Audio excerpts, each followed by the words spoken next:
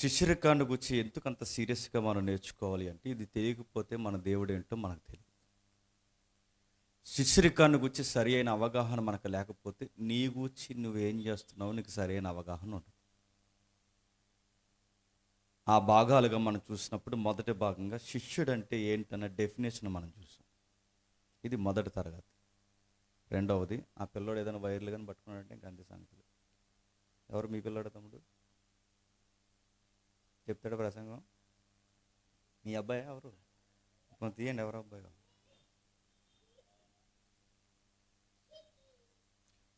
మనం యేసుప్రభు అంత మంచోళ్ళం కదా, చిన్నపిల్లల్ని ఆటంకపరచకండి అన్నాను. ఆయన దేవుడు. తీయండి.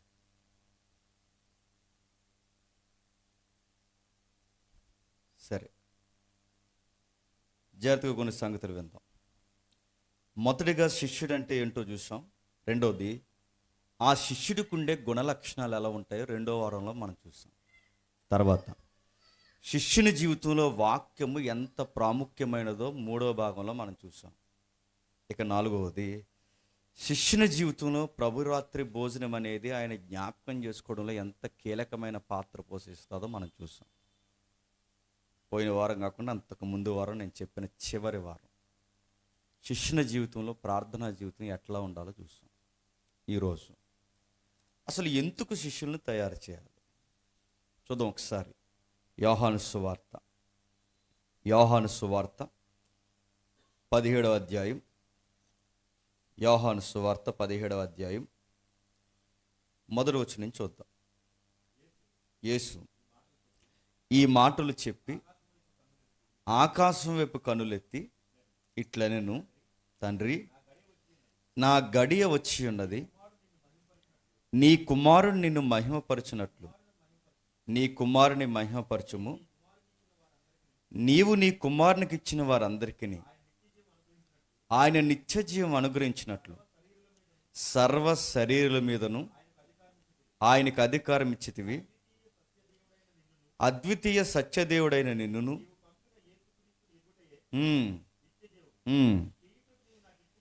చేయుటకు నీవు నాకు ఇచ్చిన పనిని నేను సంపూర్ణంగా నెరవేర్చి భూమి మీద నిన్ను మహిమపరచిన. జాతక వినాలి. ప్రభు అయిన యేసుక్రీస్తు వారు ఈ భూమి మీదకి వచ్చింది ఎందుకంటే, అనేక మంది వ్యాఖ్యానకర్తలు రాసిన మాట మీకు ఉటంకిస్తున్నాను, జాగ్రత్తగా వినండి.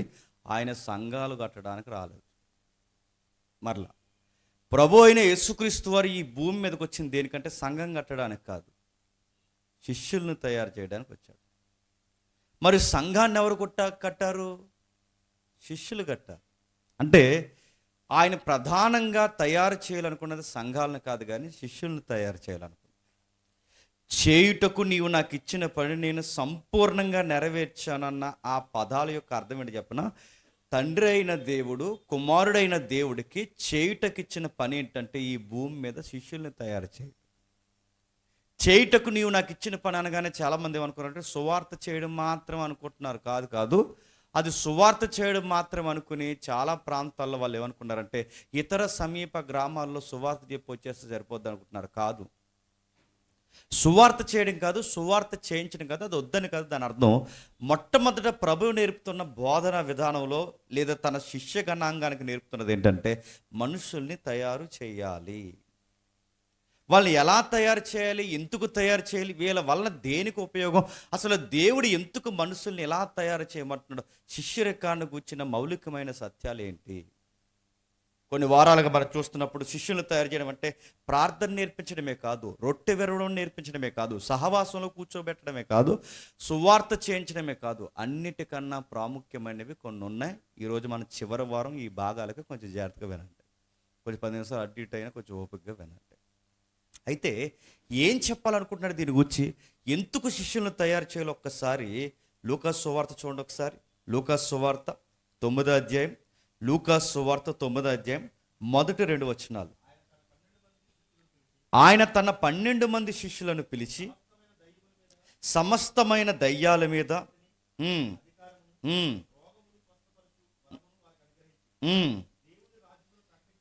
దేవుని రాజ్యము ప్రకటించుటకును రోగులను స్వస్థపరచుటకును వారిని పంపిణీ. ఇప్పుడు చెప్పండి, శిష్యుల్ని తయారు చేసిన తర్వాత ఆయన చేస్తున్న పని ఏంటి చెప్పండి? ప్రార్థన ఎలా చేయాలో నేర్పించాడు, తనని ఎలా జ్ఞాపకం చేసుకోవాలో నేర్పించాడు. అన్నిటికన్నా ముఖ్యంగా గుర్తుపెట్టుకోండి, ఇతర సమీప గ్రామాల్లోకి వెళ్ళి సువార్త చేయనంటే ఈ 4-5 వారాలు మనం నేర్చుకున్న దాన్ని బట్టి తర్వాత శిష్యుడు చేయాల్సిన ప్రాముఖ్యమైన పని ఏంటంటే ఇతర ప్రాంతాలకు వెళ్ళి ప్రకటించండి. ఇప్పుడు చెప్తున్న జాతకమేనండి, ప్రభు కొంతమందికి చెప్పాడు, ఆ విన్నవారు తయారు చేయబడ్డారు. తయారు చేయబడిన వారు ఏం చేస్తున్నారంటే ఇతరులకు చెప్పడానికి బయలుదేరుతున్నారు. ఇది ప్యాటర్న్.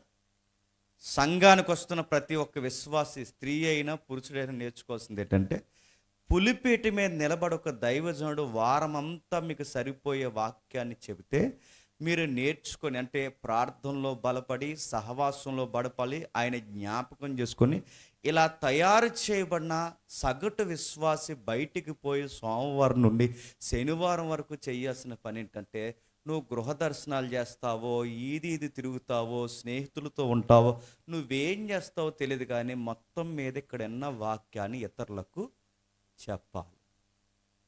మాట మీకు అర్థమవుతుంది లేదు? అంటే నువ్వు ఇతరులకి బోధించాలి, కానీ కేవలం చాలామంది ఏమనుకుంటారంటే ఇది కేవలం బోధకుడి పనే అనుకుంటున్నారు. నువ్వు ఎవ్వరికీ ప్రకటించే స్థాయిలో లేకుండా కేవలం ఒక గంట ఇక్కడ గడిపేసి, ఒక 4 పాటలు పాడేసి, నీకు తోసింది ఇచ్చేసి 4 మాటలు విని వెళ్ళిపోతే నువ్వు సంథింగ్ రాంగ్, నువ్వు తేడాగా భక్తిని గడిస్తున్నావని మాత్రం మర్చిపో. ఇరుగు పొరుగు చాలా ఇల్లులు ఉన్నాయి, వాళ్ళతో నువ్వు సోమవారం నుండి శనివారం వరకు ఏం మాట్లాడుతున్నావు? నీ ఎంప్లాయ్ లైఫ్లో చాలామంది ఉన్నారు, వాళ్ళతో సోమవారం నుండి శనివారం వరకు ఏం మాట్లాడుతున్నావు? నీకు చాలా ఫ్రెండ్ సర్కిల్ ఉంది, ఆ ఫ్రెండ్ సర్కిల్తో నువ్వేం మాట్లాడుతున్నావు? శిష్యుడు ఏం చేస్తాడు? వీడు ప్రభు దగ్గర నేర్చుకున్న తర్వాత, లేదా ప్రభు సన్నిధిలో ఇతడు బలపడిన తర్వాత ఏం చేస్తాడంటే అనేకులకు చెప్పే ప్రయత్నం చేస్తాడు. నిన్ను నన్ను పిలిచింది దేనికంటే, ఇక్కడ పులిపేట మీద నిలబడి ఒక బోధకుడు ద్వారా నేను పిలిచాడంటే కారణం ఏంటి చెప్పినా, నువ్వు వెళ్ళి ఇతరులను పిలుస్తావని. నేను అడుగుతున్నాను, నువ్వు 5 ఏళ్ళ నుంచి సంఘానికి వస్తున్నావో, 10 ఏళ్ళ నుండి సంఘానికి వస్తున్నావో, లేదా 30 ఏళ్ళ నుండి నువ్వు సంఘానికి వెళుతున్నావో నాకు తెలియదు, కానీ ఇంతకాలం నువ్వు సంఘానికి వచ్చిన తర్వాత నీ తరపున ఒక్కరినైనా సంఘానికి తీసుకువచ్చావా? ఇది పెద్ద ప్రశ్న నీ జీవితాన్ని. లేదా నువ్వే వచ్చి కొంచెంసేపు కూర్చొని ఇక్కడ ఊగేసి వెళ్ళిపోతున్నావా? నీ తరపున వచ్చిన వారు ఎంతమంది? లేదా వచ్చిన వాళ్ళనే చెడగొట్టే ప్రయత్నం నువ్వు చేస్తున్నావా? అసలు నీ పని ఏంటి? డిసైబుల్స్ అంటే తెలుసా? వాళ్ళు వస్తారు, వాక్యాన్ని వింటారు, పశ్చాత్తాపడతారు, బాప్టిజం తీసుకుంటారు, సహవాసంలో బలపడతారు, రొట్టె ద్రాక్షరసంలో ఆయన జ్ఞాపకం చేసుకుంటారు, ఆ ప్రార్థనలో చాలా శక్తిని సంపాదిస్తారు. ఇంకా ఏం చేస్తారంటే ప్రభువు చెప్పినట్టు వెళ్ళి ఇతర ప్రాంతాలకి ప్రకటిస్తారు.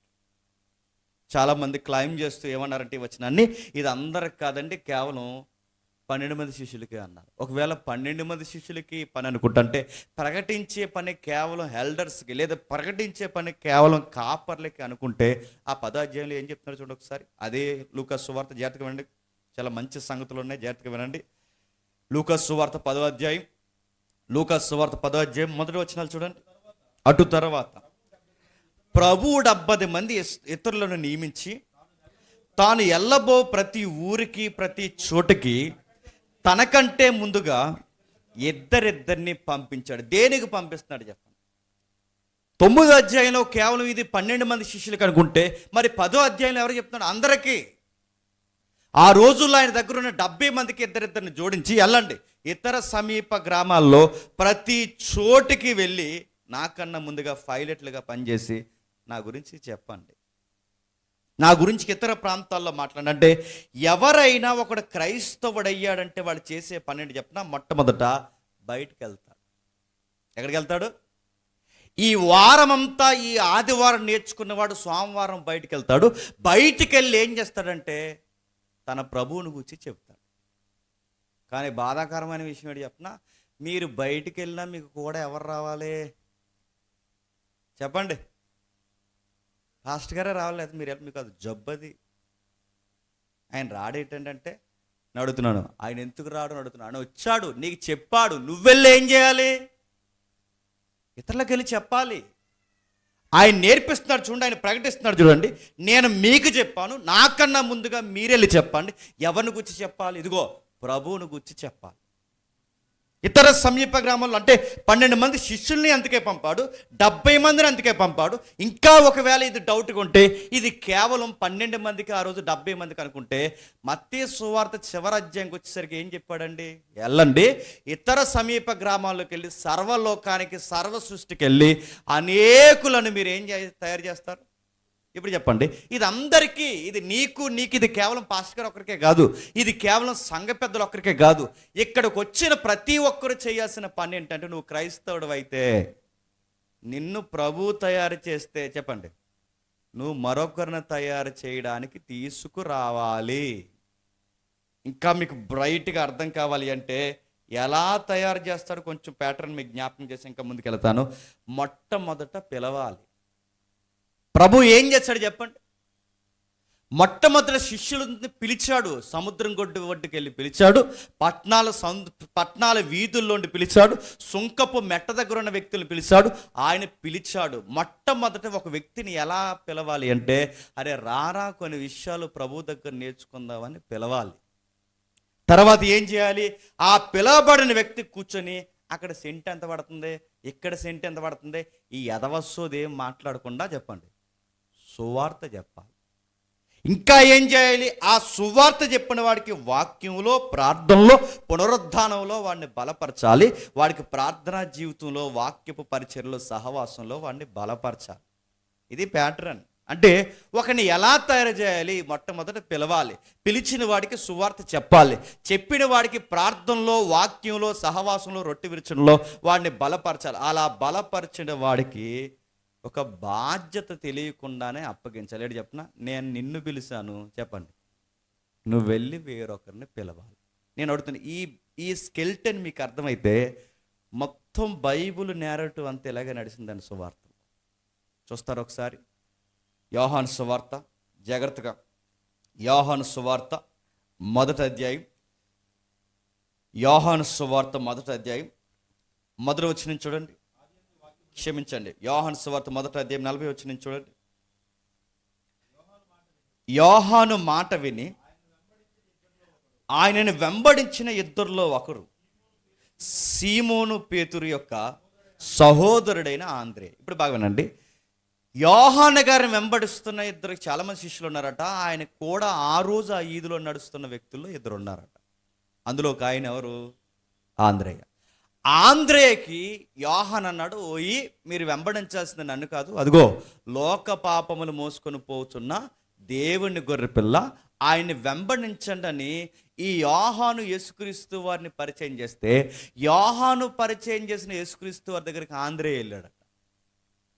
ఆంద్రే వెళ్ళి, అంటే పిలువబడిన ఆంద్రే వెళ్ళి తర్వాత ఏం చేస్తున్నాడు? యేసునొద్దకు అతను తోడుకొని వచ్చాను, మెస్సయ్యను క్షమించండి, మేము మెస్సయ్యను కనుగొంటాం. ఇంకా మీకు బాగా అర్థం కావాలంటే 40 వచనం, ఇతడు మొదట తన సహోదరుడిని సీమోను చూసి మేము మెస్సయ్యను కనుగొంటామని అతనితో చెప్పి. ఇప్పుడు బాగా అండి, ఆంద్రే ఏమో ప్రభువును కనుగొన్నాడు, ప్రభువును కనుగొన్న ఆంద్రే వెళ్ళి ఎవరిని పట్టుకుంటున్నాడు చెప్పాలి?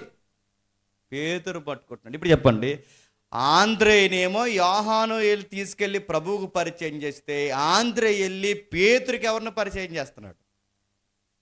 మీకేమర్థం అవుతుంది చెప్పండి? ఆ స్కెల్టన్ ఎక్కడ మిస్ అవుతుంది మీరు చూడండి కావాలంటే. అంటే నిన్ను ప్రభు బోధకుడు ద్వారా పిలిచాడో, అక్కడ యోహాను ద్వారా పిలిచాడు, అక్కడ బోధకుడు ద్వారా పిలిచాడో, ఎవరి ద్వారా పిలిచాడో, మొత్తం మీద నేను పిలిస్తే నువ్వు చేయాల్సిన పని ఏంటంటే, నీ ఇంటి వారిని, నీ ఇరుగు పొరుగు వారిని నువ్వు సంఘానికి పిలవాలి. పిలిచావా? నీ పేరంటానికి పిలుస్తావు. పిలిచావా? నీ కార్యక్రమాలకు పిలుస్తావు. పిలిచావా? నీ ఎదవ కార్యక్రమాలకు అని పిలుస్తావు. నడుతున్నాను, సంఘానికి నీ ముఖం పెట్టుకుని ఎప్పుడైనా ఎవరినైనా పిలిచావా? నువ్వు తెలుసుకున్న ప్రభువుని ఇతరులు తెలుసుకునేలాగా నీ స్నేహితులను కానీ నీ ఉద్యోగస్తులను కానీ ఎప్పుడైనా పిలిచావా? ఒక బోధకుడు ఒక దేవుడిని నీకు పరిచయం చేస్తే నువ్వు ఆ దేవుడిని ఎంతమందికి పరిచయం చేస్తున్నావు? ఆంద్రే ఎవరికి సువార్త చెప్పాడంటే సంఘానికి పెద్ద అయిన పేతురుకి చెప్పాడు. పేతురు ఎవరి ద్వారా వచ్చారని మీరు డైరెక్ట్గా వచ్చినట్టు ఎవరి ద్వారా వచ్చారు చెప్పండి? ఆంద్రేయ ద్వారా వచ్చాడు. అంటే ఆంద్రేయ ద్వారా ప్రభు దగ్గరికి పేతురు, అంటే పేతురు డైరెక్ట్గా ప్రభు దగ్గర రాలేదంటే రాలేదు. మరి పేతురు ప్రభు దగ్గర డైరెక్ట్గా రాకుండా ఎలా వచ్చాడు? ఆంద్రేయ ద్వారా వచ్చాడు. ఇంకా మీకు బాగా అర్థం కావాలంటే కిందికి చదవండి ఒకసారి. మరునాడు ఆయన గలిలయకు వెళ్ళి ఫిలిప్పుని కనుగొని నన్ను వెంబడించమని అతను పిలిచాడు. ఇప్పుడు బాగుండి పిలుస్తున్నాడు. ఆంద్రేయనేమో యోహాను పిలిచాడు. యోహాను పిలిచిన ఆంద్రేయ వెళ్ళి పేతురుని పిలిచాడు. ఇక్కడ ప్రభు వచ్చి ఫిలిప్పుని పిలిచాడు. ఫిలిప్ వెళ్ళి ఎవరిని పిలిచాడు చెప్పండి? నతానియేలుని పిలిచాడు. 5 ఏళ్ల నుండి 10 ఏళ్ల నుండి సంఘానికి వస్తే నేను మళ్ళీ రిపీటెడ్గా అడుగుతున్నాను, నీ ద్వారా సంఘానికి ఎంతమంది పిలువబడ్డారు? పిలువబడ్డారా? పిలిచిన వాళ్ళని చెడగొడుతున్నావా? మిమ్మల్ని అడుగుతున్నాను, ఎంతమంది నీ ద్వారా పిలువబడ్డారు? ఇంకా కిందికి చెప్తున్నాడు చూడండి, ఆ కిందికి మాట్లాడదాం. ఫిలిప్పు బెత్సైదా వాడైన ఆంద్రేయ పేతురు అనే వారి పట్టణ కాపురస్తుడు, అంతా ఒకే టీం మెంబర్స్, ఒకే ప్రాంతానికి. ఫిలిప్పు నతానియేలుని కనుగొని ధర్మశాస్త్రములో మోసేయు ప్రవక్తలు ఎవరిని గుచ్చి రాశారో ఆయన యోసేపు కుమారుడైన నజరుడైన యేసు. ఇప్పుడు చూడండి, ఫిలిప్పు తెలుసుకున్న ప్రభువుని నతానియేలుకి చెప్తున్నాడు. నతానియేలు వెళ్ళి ప్రభువుని కలుసుకుంటున్నాడు. అంటే ఒకరిని ఒకరు పిలుచుకుంటున్నారు. నిజమైన క్రైస్తవుడు ఏం చేస్తాడు తెలుసా? ఒక నిజమైన శిష్యుడు, ఒక నిజమైన క్రైస్తవుడు తాను రావడమే కాకుండా చెప్పండి, ఇతరులను కూడా సంఘానికి తీసుకొస్తాడు. సినిమా థియేటర్కి వచ్చినట్టు వచ్చాడు, గుర్తుపెట్టుకోండి. ఎవరో ఒకరిని తీసుకుని రావడానికి ప్రయత్నం చేస్తాడు. ఇంకా ఎక్కడుంది? తిమోతికి రాసిన 2వ పత్రిక ఒకసారి చూడండి త్వరగా. తిమోతికి రాసిన 2వ పత్రిక 2వ అధ్యాయం 2వ వచనం. తిమోతికి రాసిన 2వ పత్రిక 2వ అధ్యాయం 2వ వచనం. నీవు అనేక సాక్షులు ఎదుట నా వలన వినిన సంగతులను ఇతరులకు బోధించుటకును సామర్థ్యం గల నమ్మకమైన మనుషులకు అప్పగింపు. ఏం చెప్తున్నాడండి? ఇతరులకు బోధించటకు. నేను నీకు బోధించాను తిమోతి, నేను నీకు బోధించాను, నువ్వెళ్ళి ఇతరులకు బోధించాలి. నేను నీకు అప్పగించాను, నువ్వెళ్ళి చెప్పండి ఇతరులకు అప్పగించాలి. ఇప్పుడు చెప్పండి, శిష్యులు ఎలా తయారు చేయబడతారంటే ఒకరిని ఒకరు పిలవాలి. వచ్చిన వారికి ప్రభువు నేర్పించిన ఆ విలువలు, గుణలక్ష్యాలు నేర్పించాలి. అవి నేర్పించిన తర్వాత తాను వెళ్ళి ఇతరులను తయారు చేసేంత శిష్యరికాన్ని తనకు మనం నేర్పించాలి. అక్కడ మాట్లాడు చూడండి, నమ్మకమైన మనుషుల్ని ఏర్పరచుకుని వాళ్ళకి బాధ్యత అప్పగించు. నేను నిన్ను పట్టుకున్నాను, నువ్వెళ్ళి చెప్పండి ఇతరులను పట్టుకోవాలి. నేను ప్రశ్న అడుగుతున్నాను, మా సంఘం అభివృద్ధి పొందుతలేదండి, మా సంఘం అభివృద్ధి పొందుతలేదంటే మా సంఘం అభివృద్ధి పొందుతలేదన్న అన్న ప్రతి ఒక్కడికి నేను చెప్తున్న మాట చెప్తున్నా, ఆ సంఘం అభివృద్ధి పొందకపోవడానికి ప్రధానమైన కారకుడివి నువ్వే. నువ్వు వచ్చి ఏం చేస్తావంటే వింటావు, నువ్వు వచ్చి ఏం చేస్తావంటే కానుక ఇస్తావు, నువ్వు వచ్చి ఏం చేస్తావంటే 4 మాటలు వినేసి పోతావు. నువ్వు వెళ్ళి ఏం చేయవంటే నువ్వు ఎవరిని తీసుకొచ్చే ప్రయత్నం చేయు. సంఘాలు ఎందుకు అభివృద్ధి పొందమంటే కారణం ఒకటే, ఇక్కడ ఎన్న వాక్యాన్ని నువ్వు ఎవరికి చెప్పు. వస్తావు, కొంచెంసేపు కూర్చుంటావు, ఒక గంట ఎక్కువైతే పైనుంచి కిందకి చూస్తావు, ఆ మొబైల్ ఏమైనా టింగ్ మరి మోగితే మళ్ళీ అది చెక్ చేసుకుంటావు. ఆ తర్వాత నీకు ఏమైనా అనిపిస్తే మనసు బాగోకపోతే లేచి వెళ్ళిపోతావు. నీ ఇష్టమైతే వస్తావు, లేకపోతే పోతావు. ఇలాంటి ప్రవర్తన ఉన్న ప్రతి ఒక్కరిని అన్నాడు ప్రభు అయిన యేసుక్రీస్తు వారు, అసలు మీరు ఎవరో నాకు తెలియదు. నన్ను వెంబడించేవాడు ఎలా ఉంటాడంటే వాడు తయారు చేయబడతాడు నా ద్వారా. వాడు తయారు చేయబడిన వాడు ఇతరులను తయారు చేయడానికి వాడు మనస్సు ఉండబట్టలేక వాడిని కూడా తీసుకొస్తాడు. ఇంకా ఏం జరుగుతుంది చూడండి, తిమోతినేమో పౌలు తయారు చేస్తే పౌలు తయారు చేసిన తిమోతి సంఘాలని తయారు చేస్తున్నాడట. అందుకే వ్యాఖ్యానకర్తలు అన్న మాట నేను అంటున్నాను, ప్రభు వచ్చి భూమి మీద సంఘాలను కట్టలేదు, శిష్యులను కట్టాడు. శిష్యులు వెళ్ళి ఏం కట్టారు చెప్పండి? సంఘాలను కట్టారు. సంఘాలు ఎలా ఉద్భవిస్తాయి చెప్పినా, విన్నవారు వెళ్ళి ఇతరులను తీసుకొస్తే సంఘాలు ఫామ్ అవుతాయి. ఇంకా మీకు బాగా అర్థం కావాలంటే అపోస్తుల కార్యములు 18వ అధ్యాయం ఒకసారి చూడండి. అపోస్తుల కార్యములు 18వ అధ్యాయం త్వరగా. అపోస్తుల కార్యములు 18వ అధ్యాయం మొదటి 4 వచనాలు. అటు తర్వాత పౌలు గారు ఎథెన్స్ నుండి బయలుదేరి కొరింథీనకు వచ్చి పొంతు వంశీయుడైన తన భార్య అయిన ప్రిస్కిల్లాను కనుగొని వారి యొద్దకు వెళ్ళెను. యూదులందరూ రోమాను విడిచి వెళ్ళిపోవాలని క్లౌదియ చక్రవర్తి ఆజ్ఞాపించినందున వారు ఇటలీ నుండి కొత్తగా వచ్చిన వారు ఏం చెప్తున్నారు చూడండి, సందర్భం చెప్తున్నానండి. క్లౌదియా చక్రవర్తి కొన్ని ఆజ్ఞలు ఆరోపిస్తే రోమీలు ఎవరైతే ఉన్నారో యూదులందరూ రోమాను విడిచి వెళ్ళిపోవాలని ఒక కొత్త జీవోని జారీ చేశారు. ట్రంప్ ఎలాగైతే అమెరికాలో ఉన్న వాళ్ళని బయటకు పోమంటున్నాడో అలాగే ఆ రోజుల్లో ఉన్న క్లౌదియా చక్రవర్తి లేదా అగస్టస్ కానీ ఎవరైతే ఉన్నారో ఆ పరంపరలో వచ్చిన వాళ్ళు ఏం చేశారంటే, ఇదిగో యూదులు ఎవరైతే ఉన్నారో ఇటలీ లేదా రోమ్లో ఉండడానికి వీలు లేదు, బయటకు వెళ్ళిపోండి. అంటే ఇక్కడ కేవలం ఎవరు ఉండాలంటే రోమ్ పీపుల్స్ మాత్రమే ఉండాలి. రోమ్ పీపుల్ ఎవరైతే ఉన్నారో వాళ్ళు మాత్రమే ఉండాలి, ఇంకెవరు ఉండడానికి వీలు లేదని కొత్త జీవో జారీ చేశారు. అప్పటి వరకు రోమ్ పట్టణంలో బ్రతికిన వీళ్ళు ఆ రోమాను విడిచి బయటకు వచ్చారు. వచ్చిన వారు ఎక్కడికి పోయారంటే కొరింథీకి వెళ్ళారు. ఆ కొరింథీ ప్రాంతంలో ఉంటే సరిగ్గా అదే టయానికి ఆ ఏరియాకి వచ్చాడట ఎవరు, అపోస్తలుడైన పౌలు. ఆ ఏరియాకి వస్తే వీళ్ళదే ఒకటే వర్క్. నిజానికి ఆ వర్క్ వాళ్ళు చేస్తారన్న సంగతి పౌలు గారు పసిగట్టారు. పౌలు గారికి కూడా ఆ వర్క్లో నైపుణ్యత ఉంది.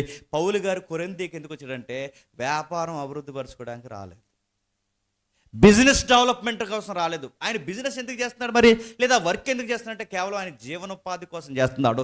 అక్కడికి ఎందుకు వెళ్తున్నాడంటే ఆ జీవనోపాధిలో కూడా ఆయన వేస్తున్న పునాదులు ఏంటి చెప్పిన, శిష్యుల్ని పట్టుకుంటున్నాడు. ఇప్పుడు చెప్పండి, నువ్వు ఉద్యోగం చేస్తున్నావో, పని చేస్తున్నావో, కూలి పని చేస్తున్నావో, నువ్వు ఎక్కడ కాపురం చేస్తున్నావో తెలియదు, కానీ నువ్వు ఏ పని చేస్తున్నా ఆ పనిలో నీకు మౌలికమైన సూత్రం ఏంటి చెప్పనా, అక్కడ శిష్యులు దొరుకుతారేమో, నువ్వు వెతకాలి, నువ్వు వెతకో.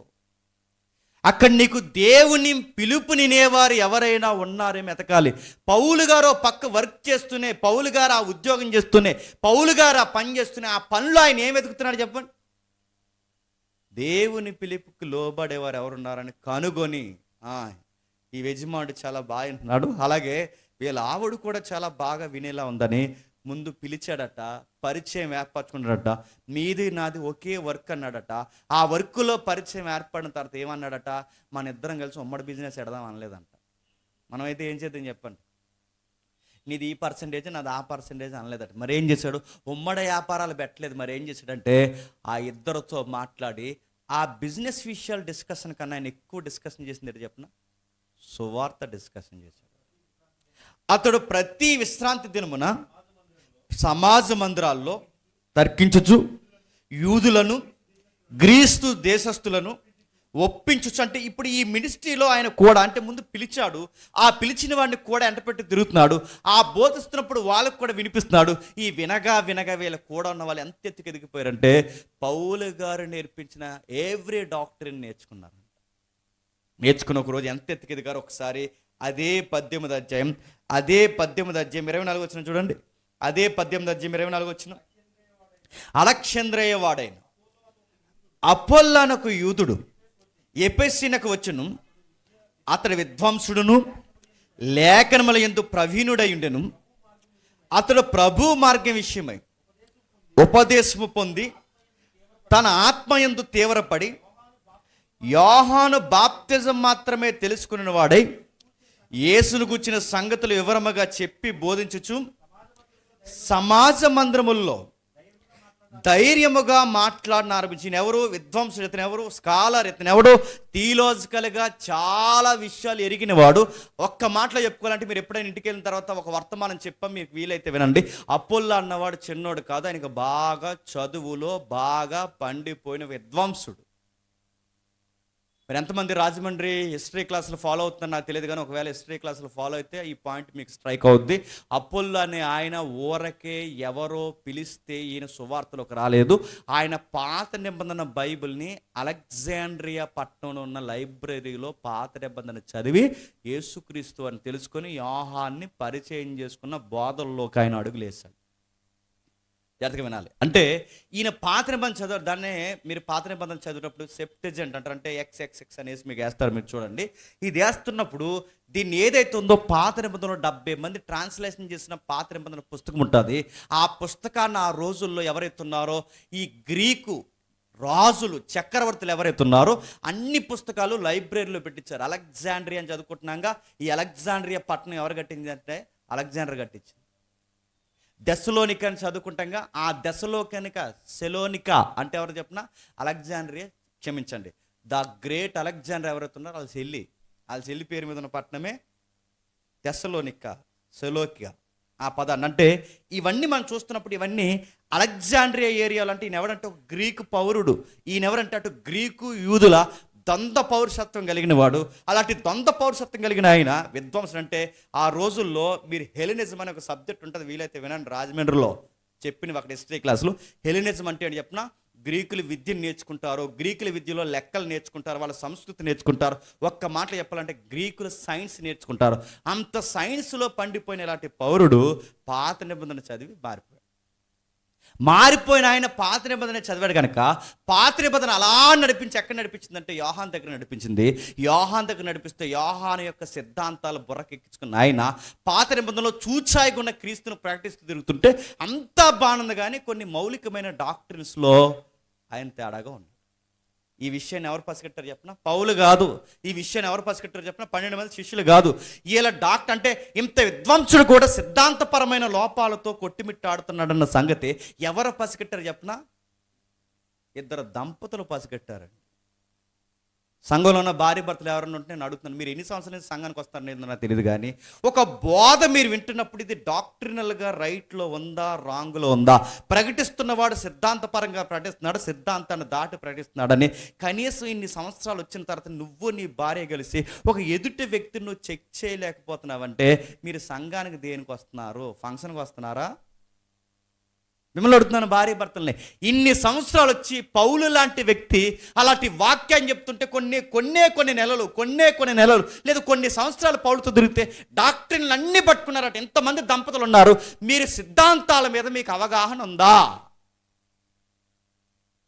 సిద్ధాంతం అడుగుతున్నాను. క్రీస్తు సిద్ధాంతం అంటే తెలియదు, శిష్యరికం అంటే తెలియదు, రేపు పొద్దున రాబోతున్న ర్యాప్చర్ అనే సబ్జెక్ట్లో ఏం జరగబోతుందో తెలియదు.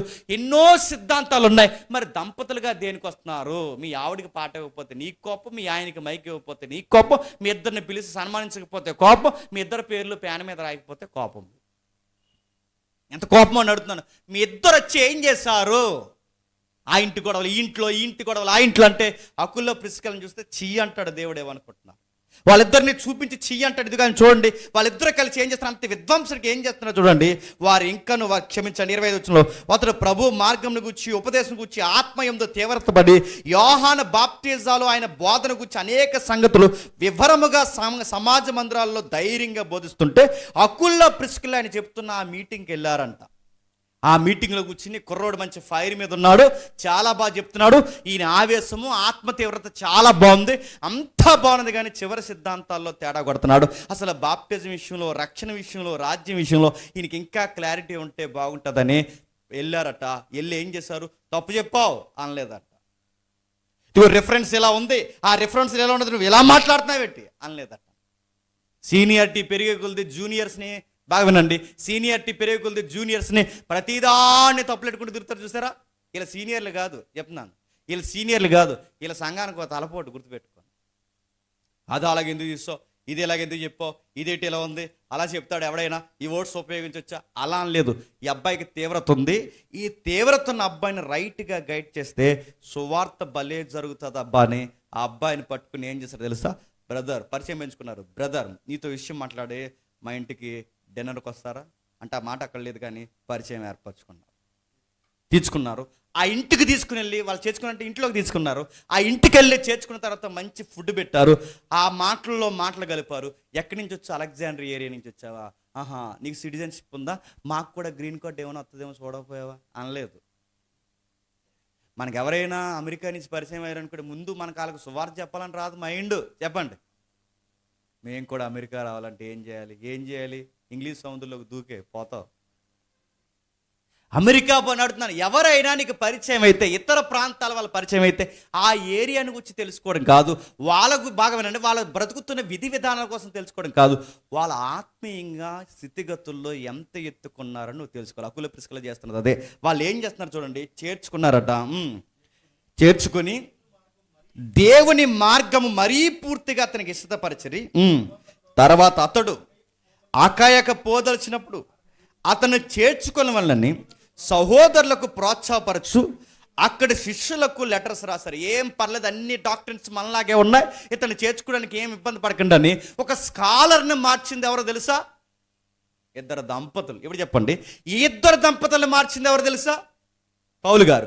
పౌలు గారు ఏమో ఏళ్ళని పట్టుకున్నాడు, ఏళ్ళేమో చెప్పండి విద్వాంసుని పట్టుకున్నాడు. విద్వాంసుడు వెళ్ళి మళ్ళీ ఎవరిలో జాయిన్ అవుతున్నాడు?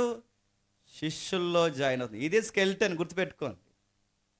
మనం రైట్గానే భక్తిని కొనసాగిస్తున్నామనడానికి గుర్తుల్లో గుర్తేంటో తెలుసా? ముందు వినాలి, పశ్చాత్తాపడాలి, బాప్టిజం తీసుకోవాలి, సహవాసంలో బలపడాలి, వాక్యము దివారాత్రులు ధ్యానించాలి, ప్రభురాత్రి భోజనంలో జ్ఞాపకం చేసుకోవాలి, ప్రార్థనా శక్తిని పొందుకోవాలి.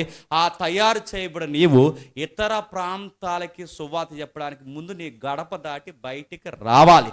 ఆ వచ్చిన నువ్వు నేర్చుకున్న ఆ సువార్త సన్నిధిలోనికి, సహవాసంలోనికి ఎవరో ఒక్కరైనా, కనీసం ఏడాదికి ఒక్కరినైనా నువ్వు సంఘానికి తీసుకురావాలి.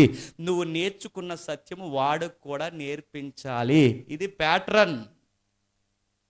ఇప్పటి వరకు నువ్వు సంఘానికి ఎంతమందిని తీసుకొచ్చావో ఒక్కసారి చెక్ చేసుకో. ఇప్పటి వరకు ఇది నువ్వు చెయ్యకపోతే నువ్వెవడవో ఆయనకి తెలియదు. నాకు సిగ్గేస్తుందండి చెప్పడానికి, నాకు భయం వేస్తుందండి అంటే, యేసుప్రభుని బలంగా నమ్మిన వారు ఆయన గూర్చి చెప్పడానికి సిగ్గుపడరు. యేసుప్రభుని బలంగా నేర్చుకున్నవారు ఆయన గూర్చి మాట్లాడడానికి సిగ్గుపడరు. నీకు సువార్త చెప్పడానికి సిగ్గేస్తుందంటే ఆయన అన్న మాట అని చెప్పిన, రేపు తీర్పు దినాన నీ గూర్చి నేను చెప్పడానికి కూడా సిగ్గుపడతాను, నువ్వెవడవో నాకు తెలియదు. నువ్వు నలుగురు ఎదుట నా గూర్చి నువ్వు చెప్పలేనప్పుడు, నలుగురు దగ్గర నా గూర్చి నువ్వు ఒప్పుకోలేనప్పుడు, నలుగురు దగ్గర నా గూర్చి నువ్వు ప్రకటన చేయలేనప్పుడు, నువ్వెవరవో దూతల ఎదుట, నా దేవుని సన్ని ఎదుట నువ్వెవరవో నాకు తెలియదని ఆ రోజు కూడా నేను చెప్తాను అన్నాడు. అందుకే చెప్తున్నాను, చెక్ చేయండి. ఇంకా ఏం జరుగుతుంది ఒక్కసారి అదే యోహాను సువార్త, క్షమించండి, రోమిలికి రాసిన పత్రిక 16వ అధ్యాయం ఒకసారి చూడండి. రోమిలికి రాసిన పత్రిక 16వ అధ్యాయం 3వ వచనం చూడండి ఒకసారి. రోమిలికి రాసిన పత్రిక 16వ అధ్యాయం 3వ వచనం. రోమిలికి రాసిన పత్రిక 16వ అధ్యాయం 3వ వచనం. క్రీస్తు యేసునందు నా జత పని వారైన ప్రిస్కిల్లకును అకులకును నా వందనములు చెప్పుడి. వారు నా ప్రాణము కొరకు తమ ప్రాణము ఇచ్చుటకైనను తెగించిరి, మరియు వారి ఇంట ఉన్న సంఘానికి వందనాలు చెప్పండి. మీకు ఆ వచనం చదివితే భయం వేస్తుందో లేదో కానీ దంపతులైన ప్రతి ఒక్కరికి భయమే లేదు. ఎక్కడో పని బాటలో సువార్త చేస్తున్నప్పుడు ఆ పనిలో ఎక్కడో సువార్త చెప్పాడట. ఆ సువార్త తిన్న తర్వాత పౌలు వెనకాల తిరిగారట. ఆ పౌలు వెనకాల తిరిగాక ఆ సువార్త సిద్ధాంతాలు బాగా నేర్చుకున్నారట. నేర్చుకున్న వారు స్కాలర్స్ కూడా ఈ దంపతులే సువార్త చెప్పారట. ఇక సువార్త చెప్పడమే కాదు, ఏకంగా వాళ్ళ ఇంట్లోనే సంఘాన్ని ఎట్టారంట. నా మాటలు మీకు అర్థమవుతుంది. కేవలం సంఘాన్నే తయారు చేసి నడిపించేంత ఎత్తుకు ఎదిగిపోయారట. ఇప్పుడు చెప్పండి, నువ్వెన్ని రోజుల నుంచి సంఘానికి వస్తున్నావో నాకు తెలియదు కానీ ఈ అకుల ప్రిస్కిల్ల చూడండి, ఆ పౌలు కొరకు ప్రాణం ఇచ్చే స్థాయికి వెళ్ళారట. ప్రభు పరిచర్య కొరకు ఎంత త్యాగమైనా చేస్తారట. ఆ రోజుల్లో ఏ ఇంట్లో అయినా ప్రార్థన జరుగుతుందంటే ఇల్లుని ఇంటి వారిని చంపే రోజుల్లో కూడా ఆ ఇంట్లో ఏకంగా సంఘాన్నే కట్టారంట. మీరేం సంఘాలు కట్టొద్దు కానీ చెప్పండి, సంఘానికి ఒక్కరినైనా తీసుకురండి. ఇంతకాలం భక్తి జీవితంలో నీ తరపున ఒక్కడు కూడా సంఘానికి రాకపోతే ఆయన నన్ను అడుగుతాడు లేదో నాకు తెలియదు కానీ చెప్పండి, నేను మాత్రం అడుగుతాడు. మరి నన్నేం అడుగుతాడు? ఆల్రెడీ నేను చెప్పాను కాబట్టి వీళ్ళందరూ కూర్చున్నారు ప్రభు అని నేను చెప్పాను. నా లెక్క నాకు ఉంది. తర్వాత నీ డొక్క ఎగిరిపోతే ఎవరికి చెప్పండి, నీకే. నేను చెబుతున్నాను, ప్రతి వారం నేను పులిపేట మీద నిలబడి మేము చెబుతున్నాం, మేము మీకు చెబుతున్నాం, మీరేళ్ళు చెప్పండి, ఇతరులు చెప్పాలి. ఇది అగ్రిగోల్డ్ పాలసీ కాదు, ఇది ఎల్ఐసి పాలసీ కాదు. ఈ పాలసీ వాళ్ళందరూ అది కాపీ కొట్టింది. మళ్ళీ చెప్తున్నాను, ఆయన మనకు చెప్పాడు, మనం వెళ్ళి బాగానండి ఇతరులకు చెప్పాలి, ఇతరులని ఆయన యొద్దకు తీసుకురావాలి. ఇంకా ఏం జరుగుతుంది చూద్దాం ఒకసారి. అదే యోహాను సువార్త 4వ అధ్యాయం. యోహాను సువార్త 4వ అధ్యాయం మొదటి 2 వచనాలు చూడండి. యోహాను సువార్త 4వ అధ్యాయం.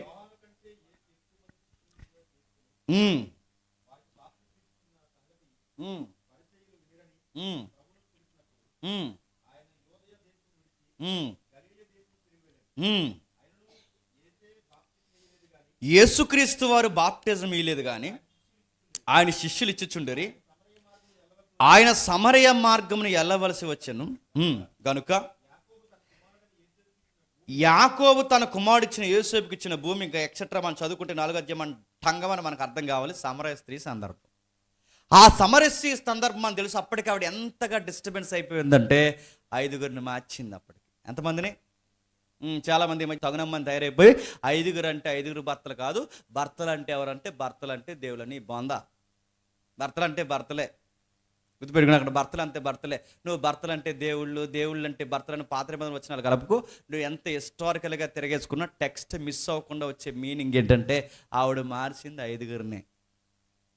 ఎందుకు మార్చిందని ఆవిడ తప్పుపట్టాల్సిన అవసరం లేదు. ఎందుకు ఇలా తయారైందని మనం ఆ రోజుల్లో అక్కడికి వెళ్ళి మనం చూడలేం. కానీ మొత్తం మీద ఒక వివరణ అయితే ఉంది.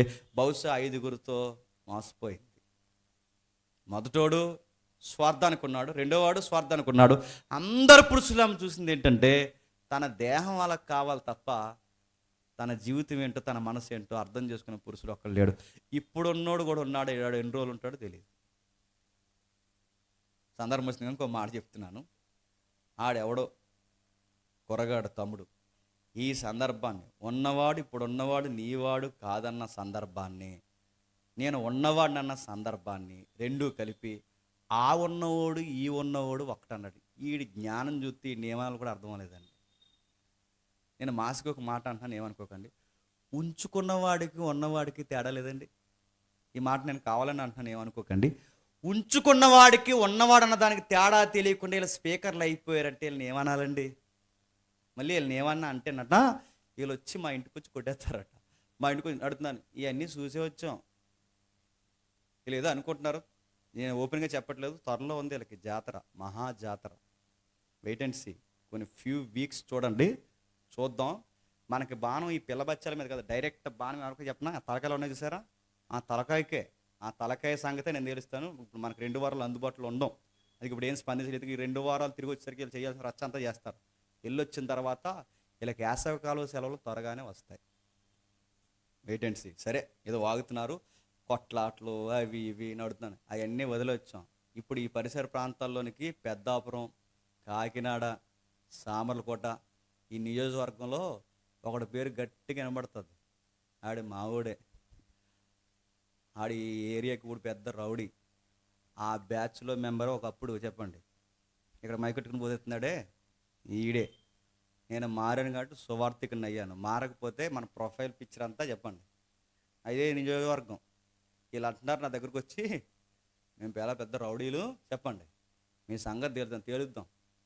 ఆన్ స్క్రీన్ వద్దు కానీ చెప్పండి, ఆఫ్ స్క్రీన్ తేలుద్దాం. మిమ్మల్ని ఏం కొట్టను తిట్టను. నేను గతంలో చెప్పినట్టు చెప్తున్నాను, మీ అందరికీ త్వరలోనే చెప్పండి. లవ్ ఫీస్ట్ రెడీగా ఉన్నాడు. సరే, ఏదేమైనా ఇక్కడ ఉన్నవాడు అనగానే జాతకం, ఇక్కడ ఉన్నవాడు అనగానే మనకు అర్థం కావాల్సింది, ఇక్కడ ఉన్నవాడు అనగానే మనకు అర్థం కావాల్సింది ఏంటంటే ఆవిడ ఉంచుకుంది. ఒక మాట చెప్పాలంటే ఈడు 5వ వాడు.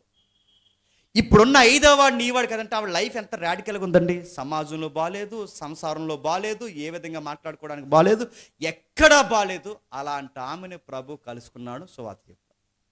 ఆమెకి ఎప్పుడైతే సువార్త చెప్పాడో ఆవిడేం చేసింది? ఇంకా నా పాపాలన్నీ క్షమించేసి నాకు చివరిగా ఒక మంచి భర్తని ప్రభు అందా. ఇంక 5గురితో పళ్ళపోతుంది. ఇప్పటివరకు 5గురు సన్నాసగాళ్ళే, ఎక్కడి నుంచి అయినా సంసారం చేసే వాళ్ళు ఈ ప్రభు అందా. ఆ కొండ అక్కడే వదిలేసి ఏ ఊరైతే తన తప్పుడు వ్యక్తిగా చూస్తుంది అదే ఊరికి ఏం చెప్పింది చెప్పండి? సువార్త చెప్పింది. అక్కడ వదిలి బయటికి వెళ్ళి తాను పిలిచిన దేవుడి దగ్గరికి ఊరందరిని పిలిచి, ఇదిగో ఆయన ఈయనే అని చెప్పింది. ఈ మాట అంటున్నాను, ఏమనకండి. ఒక ఎవిసారి చేసిన సువార్త కూడా ఎవరు చేయట్లేదు చెప్పండి? చెప్పండి. 5-6 ఏళ్ళు 10 ఏళ్ళు సంఘానికి వచ్చిన నువ్వు చెయ్యట్లేదు. ఒక్కరోజు ఆమె బావి దగ్గర 1 గంటో 2 గంటలో ప్రభు అయిన యేసుక్రీస్తు వారు ఆవిడకి సువార్త చెప్తే అవన్నీ వదిలేసి తన పాత రోత జీవితాన్ని కూడా, కొండను కూడా అక్కడ వదిలేసి బయటికి వెళ్ళి తన ఊరినందరినీ ప్రభు దగ్గరికి పిలుస్తుందంటే నడుతున్న ఒక వ్యభిచారి తన జీవితాన్ని 5 సార్లు మోసపోయిన తన జీవితాన్ని పక్కన పడేసి తన బాధలు, ఇబ్బందులు, సూసైడ్లు ఇలాంటి మాటలే మాట్లాడకుండా బయటికి పోయి అనేక మందిని ప్రభు దగ్గర తీసుకొచ్చిందంటే నీకు అన్నీ బాగానే ఉన్నాయే, నువ్వు ఎవరితోనూ దగా చేయబడలేదు, నీ భర్త నిన్ను మోసం చేయలేదు, నీ భార్య నిన్ను మోసం చేయలేదు, నేను ఎవ్వరు ఏ బాధలు లేవు. అసలు నువ్వు సంఘానికి వచ్చినప్పుడల్లా మోకాలేస్తే చెప్పుకునే బాధలు చెప్తున్నా, మాకు అలా జరిగింది ప్రభా, ఇలా జరిగింది ప్రభా, నా బాధ ఇది ప్రభా, నా సంసారం ఇది ప్రభా.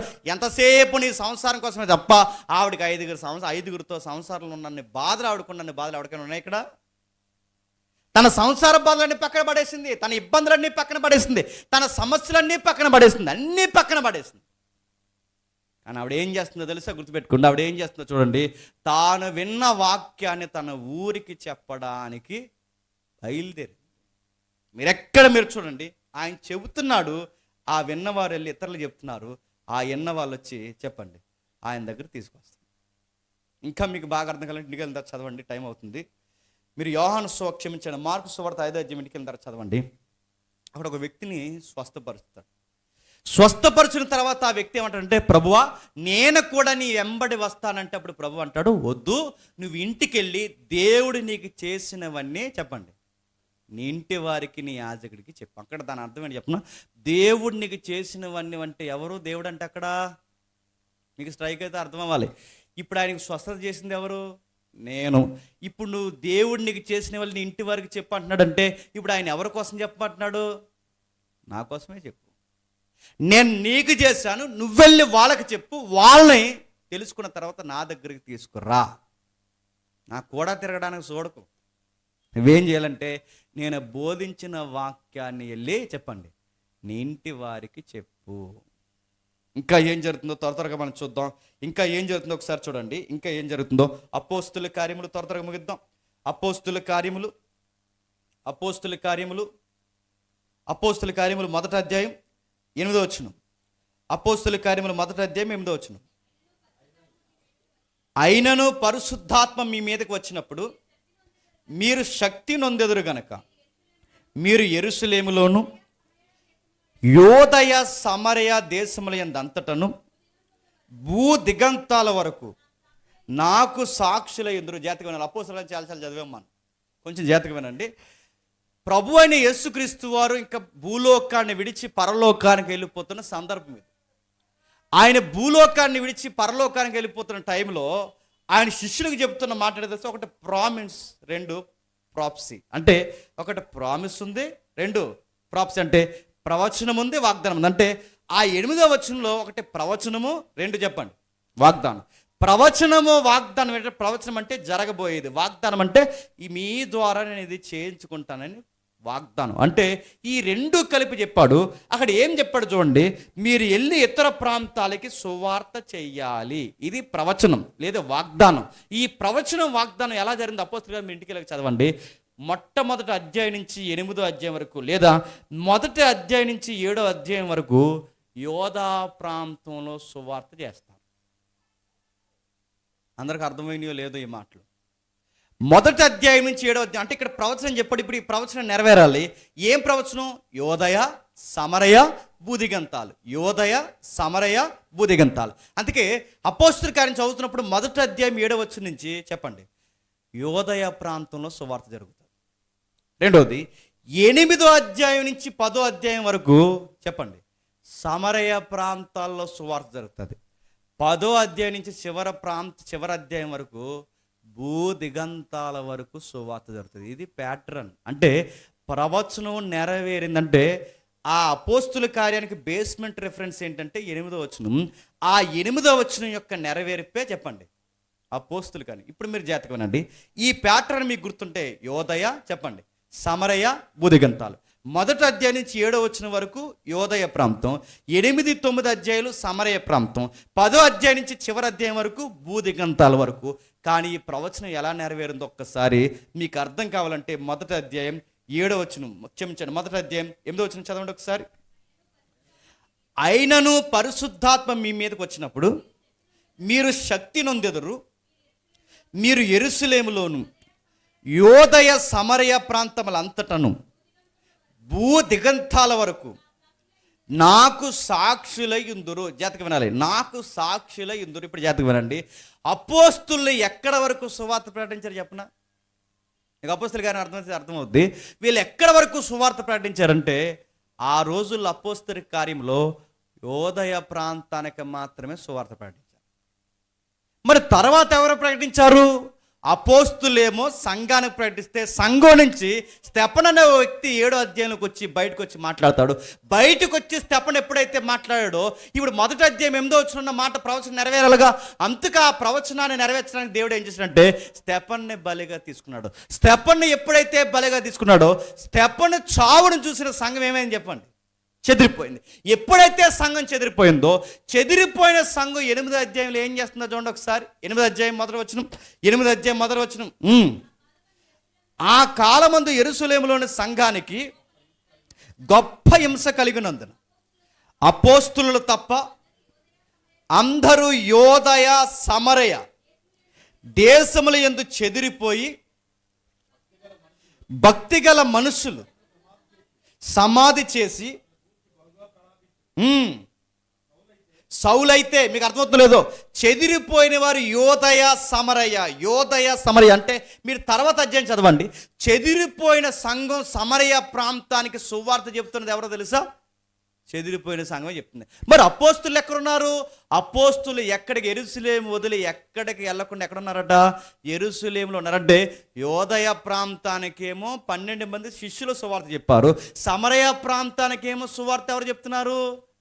కామన్ బిలీవర్స్ చెప్తున్నారు. గుర్తుపెట్టు. ఇంకా గమ్మత్తు ఏంటి తెలుసా? అసలు 11వ అధ్యాయం చదివితే భూదిగంతాల వరకు సువార్త చెప్పింది మొట్టమొదట ఎవరు? కామన్ బిలీవర్సే చెప్పారు. ఇది ప్రవచనము, చెప్పండి, వాగ్దానము. అపోస్తులు 12 మంది వాళ్ళ సంఘానికి చెప్పారు. సంఘం చెదరగొట్టబడింది. సమరయకి చెప్పారు.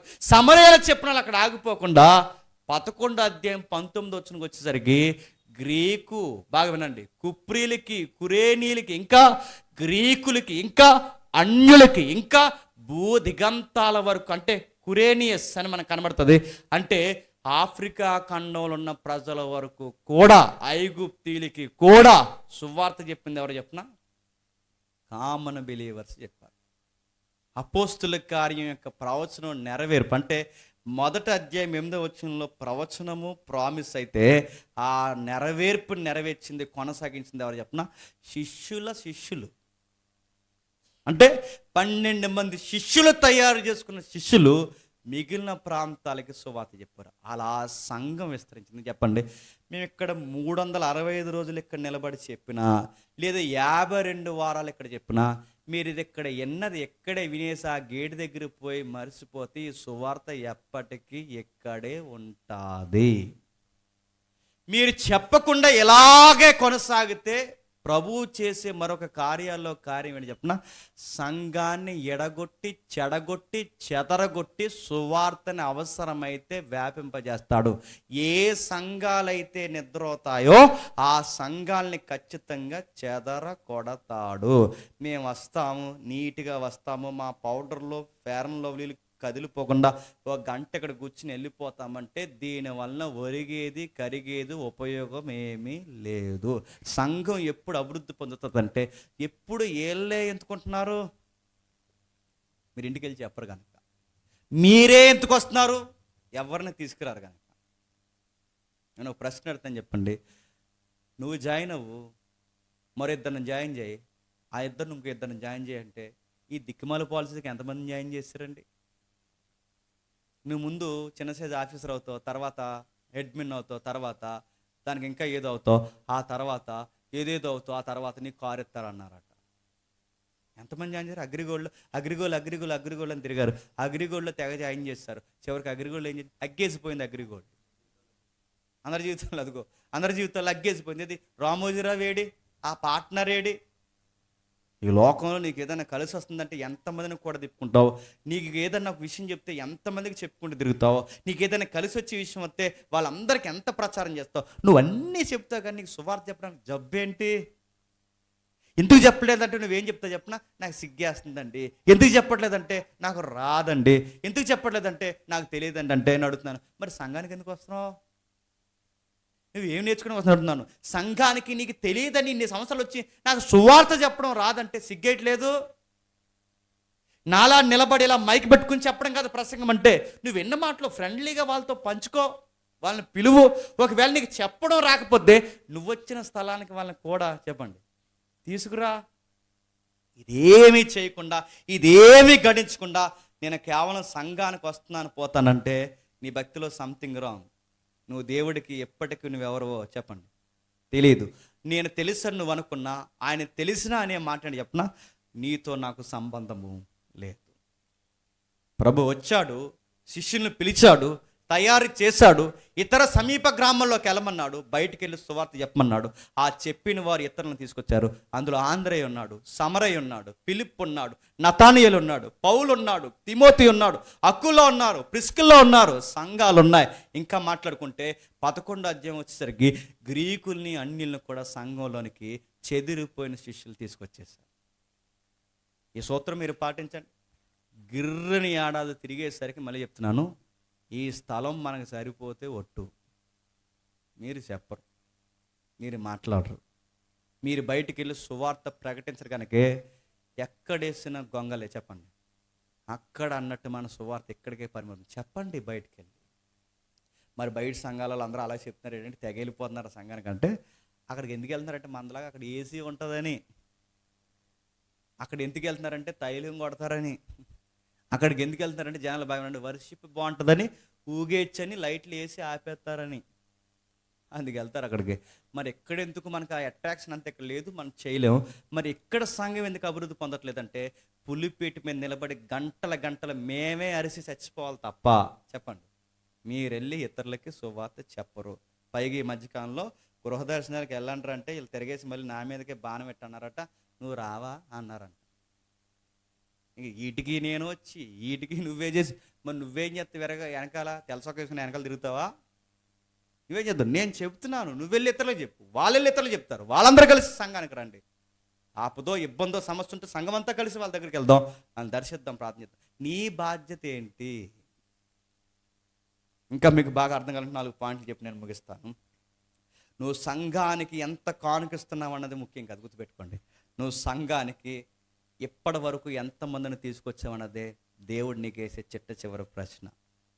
రెండవది, నువ్వు వచ్చి వర్షిప్ లీడర్గా ఉన్నావన్నది దేవుడు అడుగుతాడు లేదో నాకు తెలియదు, కానీ ఈ వర్షిప్లో వాక్యంలో నువ్వు ఎంతమందిని తీసుకొచ్చావన్నదే ప్రశ్న. మూడోది, నువ్వు సంఘము పెద్ద అయినా, సంఘానికి సింగర్ అయినా, సంఘానికి నాయకుడు అయినా, సంఘానికి సీనియర్ అయినా, సంఘానికి నువ్వు ఎల్డర్లో ఉన్న కీలకమైన పాత్ర పోషిస్తున్నావు, నువ్వెవరివైనా నీ వెళ్ళి చెప్పి ఇతరులని ఎంతమందిని తీసుకొచ్చావన్నదే చివరికి నీ ముందుండే ప్రశ్న. ఇక్కడ వాక్యం చెబుతున్నాం, ప్రతి వారం వచ్చి వాక్యము ఎంజాయ్ చేసి వెళ్ళిపోయే వాళ్ళు దేవుడికి ఏమీ చెప్పండి అవసరం లేదు. భలే చెప్పాడండి ఈరోజు అన్నయ్య అంటే దేవుడు భలే మాట్లాడుకుంటున్నారా అండు. భలే చెప్పాడు అన్నయ్య కాదు, ఆ భలే చెప్పిన వాక్యాన్ని నువ్వు ఇతరులకి పంచుకునేలాగా నువ్వు కూడా సబాస్ లేదా బలా నమ్మకమైన దాసుడని నువ్వు కూడా అనిపించుకోగలవా? సువార్త పులిపేట మీద నిలబడినాడు అక్కడే చెయ్యడు చెప్పండి. వచ్చిన వారందరూ చెప్పండి అంతకు శిష్యుల్ని తయారు చేయాలి. ఇప్పుడు చెప్పండి, శిష్యుల్ని ఎందుకు తయారు చేయాలి? మనం తెలుసుకున్న ప్రభువుని చెప్పండి ఇతరులు తెలుసుకునేలాగా ఇక్కడ మన శిష్యులు 52 వారాలు ప్రతి వాక్యము, ప్రతి సిద్ధాంతము, సంఘం మీదకి ఏదైనా అలజడి వస్తే దయచేసి అది జాగ్రత్తగా ఉండండి మిమ్మల్ని హెచ్చరిస్తూ 52 వారాలు ఇక్కడ ఏం చేస్తారంటే మిమ్మల్ని తయారు చేస్తారు. ప్రార్థన ఎలా చేయాలి, వాక్యం ఎలా ఉండాలి, ఇలా ఎదగాలి, ఇది సహవాసం, రొట్టె, ప్రతి విషయాన్ని ఇక్కడ నిలబడి మాట్లాడతారు, మిమ్మల్ని తయారు చేస్తారు. మీరు తయారు చేయబడిన తర్వాత మీరు వెళ్ళి చెప్పండి మీలాగా తయారయ్యే వాళ్ళని ఇతరుని తీసుకురావాలి. నీకు ఇదంతా విన్న తర్వాత నాకు పెద్ద ఆసక్తి అనిపించట్లేదండి ఈ వర్క్ అంటే, నువ్వు గుర్తుపెట్టుకో, నువ్వు చాలా తేడాగా ఉన్నావు, నీ భక్తులు చాలా తేడాగా ఉన్నావు. నేను ఇలా చేయడం నాకు సిగ్గుగా మొహమాటంగా ఉందంటే ప్రభు అంటాడు, నీ వల్ల నిన్ను బట్టి కూడా నాకు చాలా సిగ్గుగా చెప్పండి మొహమాటంగా ఉంది. ఎందుకంటే నేను చెయ్యి పని నువ్వు చేయకపోతే నువ్వెవరో నాకు తెలియదు. ఆయన భూమి మీదకి వచ్చిందే శిష్యులను తయారు చేయడానికి, ఇతర సమీప గ్రామానికి వెళ్ళి మనం తయారు చేయడానికే, శిష్యులను తయారు చేయడానికి, సర్వలోకానికి వెళ్ళి సర్వ సృష్టికి మనం చేయాల్సిన పనే శిష్యులను పిలవడానికి. భూదిగంతాల వరకు అంటే సమరయ, యోదయ, భూదిగంతాల వరకు వాళ్ళు చేసిందే శిష్యులను తయారు చేయడానికి. అలా సంఘాల వ్యాప్తి పొంది ఈ కాకినాడలోని పట్టణం వరకు ప్రపంచాన్ని తీసుకొచ్చి శిష్యరికంలో సంఘంలో కూర్చోబెట్టారు. గుర్తుపెట్టుకోండి, ఇది ఎక్కడైతే ఏ సంఘం అయితే చేయదో, జేమ్స్ చచ్చిపోయిన తర్వాత, నేను మళ్ళీ చెప్తున్నాను, సురేష్ చచ్చిపోయిన తర్వాత, ఇక్కడ బోధించే డేవిడ్ చనిపోయిన తర్వాత, నేను చచ్చిపోతే మీరు ఖచ్చితంగా మీరు ఏం చేస్తారు చెప్పనా, సంఘానికి సెట్ వేసి ఇంటికి వెళ్ళిపోతారు అంతే. ఇంక సమాధి ఇంక. అందుకే చూడండి, చాలా సంఘాలు, పెద్ద పెద్ద సంఘాలు, నేను ముగిస్తున్నాను, చాలా పెద్ద పెద్ద సంఘాలు, ఆ రోజుల్లో వెలసెళ్ళిపోయిన సంఘాలు ఈ రోజు ఎందుకు సెటరేసేస్తున్నారు చెప్పండి. వాళ్ళ శిష్యులను తయారు చేయలేకపోయారు. ఎంతసేపు కూడా తిప్పుకున్నారు తప్ప శిష్యులను ఎక్కడ తయారు చేశారు చెప్పండి. పెద్ద పెద్ద సువార్థికులు ఏరే వాళ్ళ తర్వాత ఆ సంఘాలే మూసేశారు, అమ్మేశారు. ఇప్పుడు కోట్ల చుట్టూ తిరుగుతున్నారు. రేపొద్దున మేము కూడా పోతాం ఉంటామా? ఇంకా 10 ఒకటి చంపేస్తాను తయారవుతుంది మా మీదకి, ఎవడో మనం చంపేస్తాడు, ఏదో చేస్తాడు.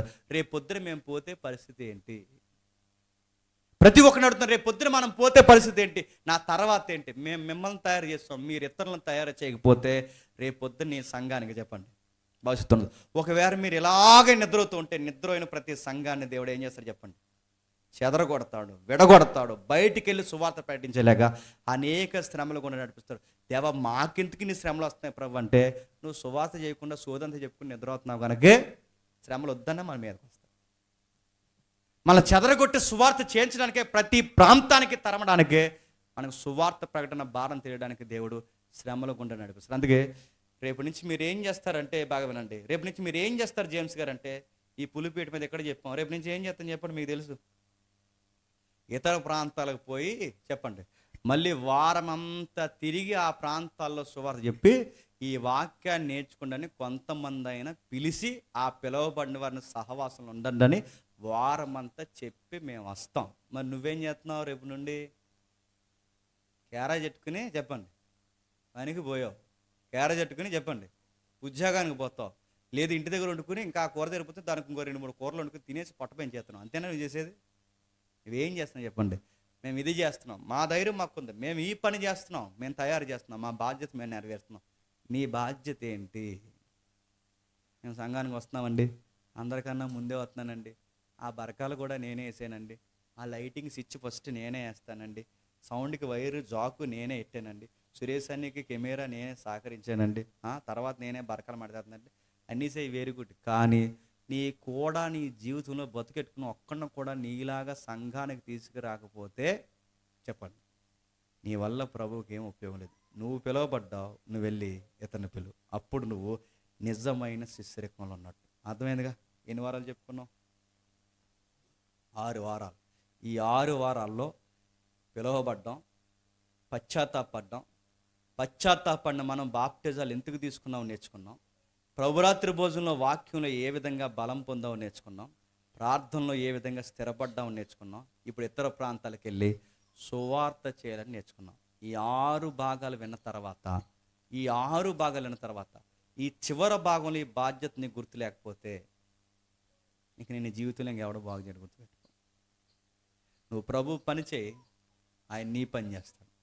మొదట ఆయన రాజ్యాన్ని నీతి ఎతికి ఇతరులకు ప్రకటించు, అప్పుడు నీకు కావలసినవన్నీ చెప్పండి ఆయన అనుగ్రహిస్తాడు. ఇది అర్థమైన వారు ధన్యులు.